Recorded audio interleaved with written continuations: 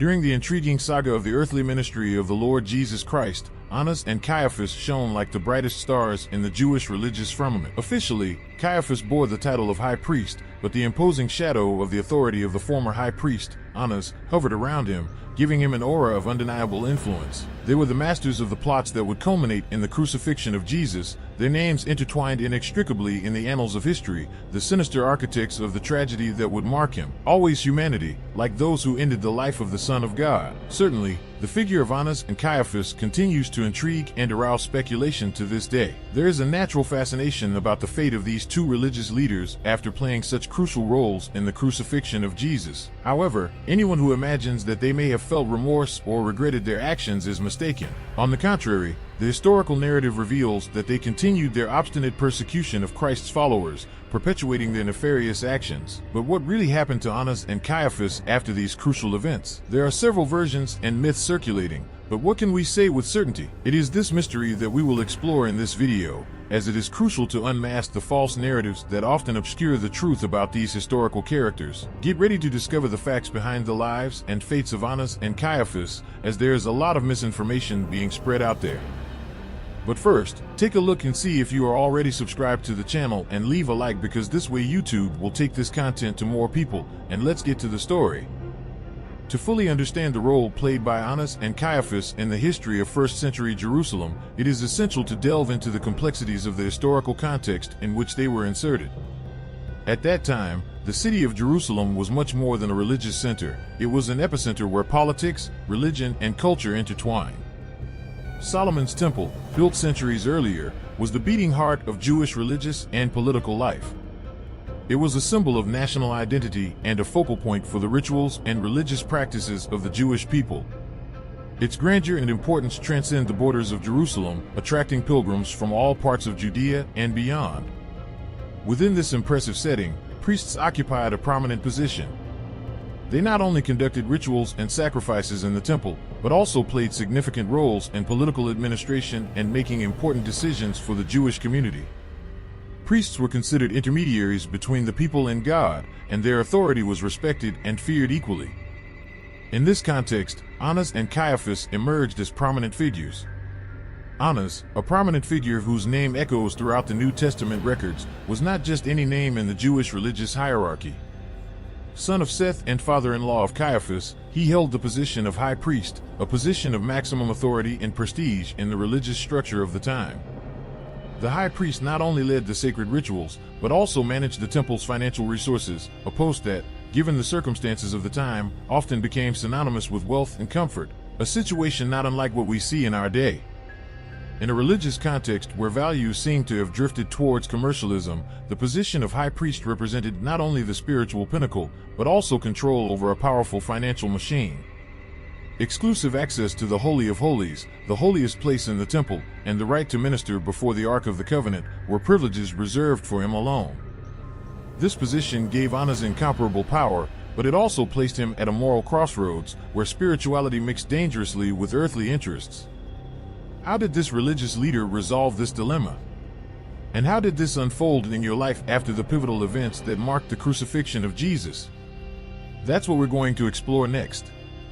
During the reign of Annas and Caiaphas, the role of the high priest transcended mere religious responsibilities. In addition to sacred rituals, the high priest exercised judicial authority over certain cases, even assuming political functions. After the Babylonian exile, the high priesthood became even more intertwined with political power, acquiring unprecedented influence over the people.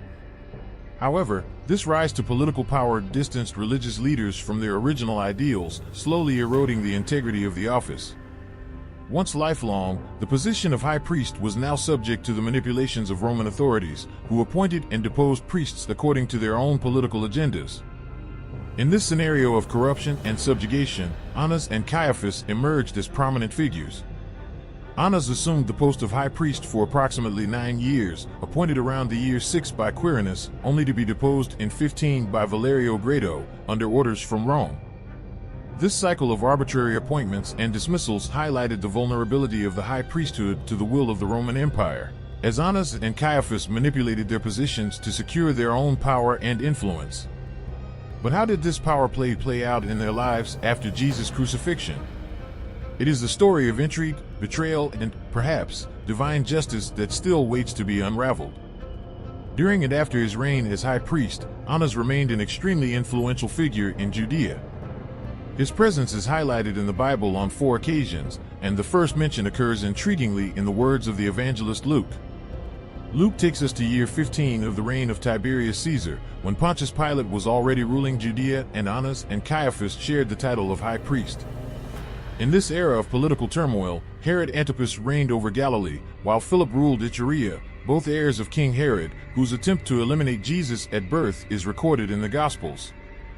This narrative from Luke unfolds after the year 26, when Pilate takes over the government of Judea. However, it is crucial to note that Annas had been deposed in the year 15, already more than a decade before these events. According to Jewish traditions, only one high priest served at a time, which could lead to confusion when faced with Luke's reference.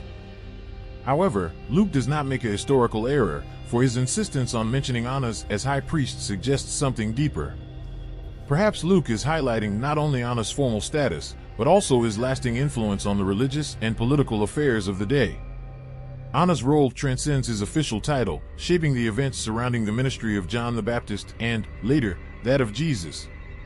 This subtle complexity adds a fascinating layer to the story, inviting us to explore deeper the legacy and influence of Annas on the history of Judea and early Christianity. The complexity of Annas' position as high priest transcends the mere formality of the position. Although officially deposed by the Romans in AD 15, Annas maintained a deep-rooted influence among the Jews, who recognized him as a significant spiritual authority.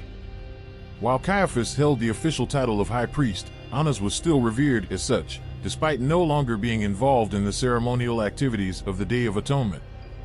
This duality of authority reveals a lot about the political and religious dynamics of the time. Annas seemed to exercise extra-official powers that, in practice, rivaled those of his official position. His influence was so pervasive that he managed to ensure that 5 of his sons, plus his son-in-law and one of his grandsons, rose to the rank of high priest.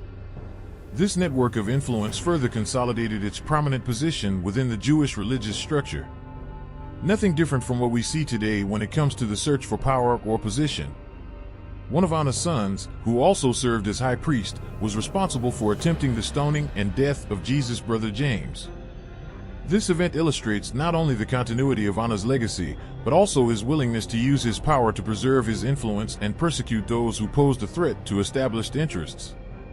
Thus, by mentioning Annas as high priest even in a context where Caiaphas officially held the position, Luke offers a penetrating vision of the political and religious reality of the first century. Annas' authority transcends formal boundaries, echoing through the generations and shaping the events surrounding the early Christian church. The episode in which Jesus is brought before Annas before his official trial, presided over by Caiaphas, vividly illustrates the power and prestige that Annas still maintained at that time. His influence was so marked that many scholars believe that, in practice, his authority could surpass even that of Caiaphas himself, the official high priest. Annas, in his prominent position, conducted a type of preliminary hearing before the official trial at the Sanhedrin, which functioned as a Jewish Supreme Court. After Jesus' interrogation, Annas, driven by envy and rivalry, sent him to Caiaphas to be officially interrogated.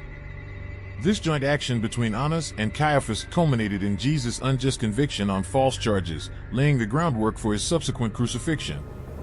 Annas' role in this episode cannot be underestimated. His ability to manipulate events and influence the course of events reveals not only his political cunning, but also his willingness to use his power to achieve his personal goals. At the same time, we see highlighted the tensions and rivalries within the Jewish religious elites of the time, where power and ambition often prevailed over justice and truth. Annas' remarkable presence in these crucial events in the story of Jesus highlights not only his historical importance, but also the moral and political complexity that permeated the religious context of the time. According to the reports of the Jewish historian Flavius Josephus, Caiaphas rose to the position of high priest by appointment of the Roman procurator Valerio Grado in the year 18 and remained in the post until he was deposed by the procurator Pontius Pilate in 36. This 18-year reign indicates a remarkable ability to adapt and conciliate with the Roman authorities, suggesting skillful diplomacy on the part of Caiaphas. During his long period as high priest, Caiaphas not only witnessed the crucifixion of Jesus, but was also a central figure during the first recorded persecutions against Christians, as recounted at the beginning of the book of Acts of the Apostles. His position of leadership and political influence placed him at the center of the crucial events that shaped the early Christian church. This longevity in office and his prominent role in key moments in the religious and political history of the time highlight the importance of Caiaphas as a central figure in the narrative of nascent Christianity. His ability to skillfully navigate between the demands of Roman power and the expectations of the Jewish community made him a powerful and influential figure whose legacy echoes through the centuries. The joint presence of Caiaphas and his father-in-law Annas in the biblical narrative sheds light on an intriguing behind-the-scenes dynamic of Jewish religious power at the time. Although Caiaphas officially held the title of high priest, Annas' behind-the-scenes influence was so palpable that many believe he directed events effectively from behind the scenes. Caiaphas, described in the scriptures, emerges as a dark, perverse, and manipulative figure, willing to sacrifice justice and the lives of innocent people for the sake of his own interests. His thirst for power and his willingness to use questionable means to achieve it paint a disturbing portrait of a religious leader corrupted by the desire for control and influence. Based on what we have seen so far, I ask you, are we experiencing different behavior these days? I don't think so. But what is your opinion? Leave it in the comments below this video. While Caiaphas was the public face of the high priesthood, Annas, behind the scenes, exercised equally significant, if not greater, authority. His ability to maneuver events to favor his personal and political interests cast a shadow over the crucial events that led to the crucifixion of Jesus and the persecution of the first Christians. Thus, the presence of Caiaphas and Annas in the biblical narrative not only highlights the complexities of religious and political power at the time, but also offers us a penetrating look at the tensions and rivalries that permeated first-century Jewish elites. His actions and motivations continue to intrigue and challenge modern readers, offering reflection on the dangers of misused power and the importance of moral and spiritual integrity in leadership. Caiaphas' cunning, opportunistic, and inhumane behavior reached its peak when Jesus resurrected Lazarus.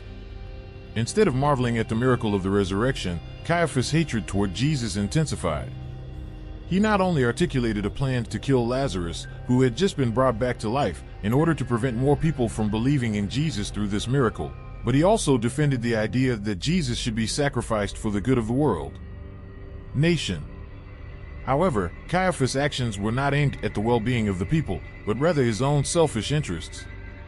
He feared that Jesus' growing influence might trigger a revolt that would bring the wrath of Rome upon Jerusalem, thus threatening its comfort and power. Before the Sanhedrin, Caiaphas argued that if Jesus remained alive, the nation would be doomed to ruin, but if he were killed, the nation would be saved. This perspective is revealing of the cruel and calculating character of Caiaphas, who was willing to sacrifice the life of an innocent and manipulate circumstances to preserve his own status and power. His selfish and inhuman stance contrasts drastically with the message of love, compassion, and justice preached by Jesus, highlighting the depth of moral corruption that permeated the religious elites of the time. Thus, the figure of Caiaphas stands as a grim example of the dangers of unbridled power and the relentless pursuit of dominance, warning us of the devastating consequences of uncontrolled ambition and a lack of moral integrity. Caiaphas' suggestion to sacrifice Jesus to save the nation ended up pointing to God's glorious plan of redemption through Christ's sacrificial death. John, when reporting this event, highlighted that, even without fully understanding the meaning of his words, Caiaphas unconsciously prophesied about the need for Jesus' death for the nation. However, this death would not only be to save the nation, but also to gather into one body the children of God who were scattered. This interplay between divine sovereignty and human responsibility is profoundly exemplified in the case of Caiaphas. Although he acted in accordance with his sinful nature and desired the death of the Son of God for selfish reasons, his words ultimately fulfilled God's eternal decrees. Caiaphas' advice was followed by the Jewish leaders, resulting in a plot to arrest and ultimately kill Jesus. This narrative highlights the way God uses even the evil intentions of human beings to accomplish his redemptive purposes. The betrayal of Judas, the unjust trial of Pilate, and the condemnation of Caiaphas all played a crucial role in God's plan of salvation for humanity. Thus, the story of Caiaphas serves as a powerful reminder of the intersection between human will and divine providence, showing how even the most nefarious acts can be redeemed by God's love and grace. The death of Jesus, the result of the conspiracy led by Caiaphas became the turning point in the history of humanity, inaugurating redemption and reconciliation between God and man. But what ended up with Annas and Caiaphas? Over time, many speculations have circulated about the final fate of Annas and Caiaphas. Some of these stories include legends of Gnostic origin that suggest that Annas was killed by his son-in-law Caiaphas. However, such narratives lack solid historical foundations and are considered mere inventions.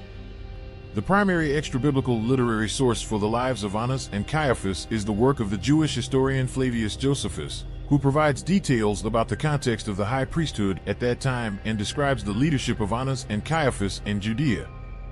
However, even Josephus offers no information about the deaths of these prominent figures.